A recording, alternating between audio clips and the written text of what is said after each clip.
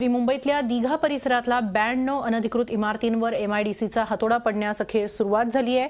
92 पैकी 2 इमारती पाडण्याची कारवाई आजपासून सुरू आहे। या अनधिकृत इमारती पाडण्याचे आदेश मुंबई हायकोर्टाने तसंच सुप्रीम कोर्टानेही दिलेत। त्यामुळे या कारवाईला स्थानिकांनी तीव्र विरोध केल्याने कारवाईच्या ठिकाणी प्रचंड पोलीस बंदोबस्त तैनात करण्यात आला होता।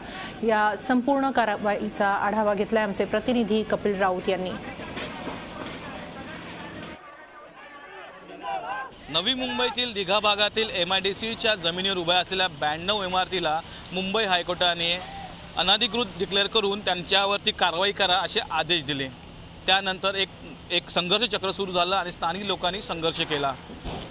गेली 5 ते 7 तास संघर्ष करत स्थानिक लोकांनी इथे ठिय्या आंदोलन केलं होतं, परंतु पोलिसांनी आपली बाजू मांडत आणि एमआयडीसीने प्रशासनाने आपली ठाम बाजू मांडत ही कारवाई सुरू केलेली आहे। त्यामध्ये धरपकडी झाली। आता तुम्ही माझ्या मागे बघू शकता ही कारवाई झालेली आहे। 2 इमारती आहेत, शिवराम इमारत व पार्वती इमारत, ही जमिनीदोस्त केलेली आहे आणि आजच्या दिवसात ह्या 2 इमारतींनी कारवाई केलेली आहे। अजून ह्या अशा 90 इमारती दिघ्यांमध्ये आहे, त्याच्यावर कारवाई होणार आहे। ह्याआधी कारवाईच्या अगोदर जे स्थानिक लोकांनी संघर्ष केला होता, आंदोलन केलं होतं, परंतु पोलिसांनी धरपकड करत त्यांना ताब्यात घेतलेलं आहे। जवळपास 52 लोकांना ताब्यात घेतलेलं आहे, त्यांच्यावर कारवाई केलेली आहे आणि आज आतापर्यंत 2 इमारतीवर कारवाई झालेली आहे। एमआयडीसीकडून ही कारवाई झालेली आहे। पोलिसांचा पूर्ण बंदोबस्त होता। एकंदरीतच ह्याच्यावरती राजकारणही चिघळू लागलेलं आहे।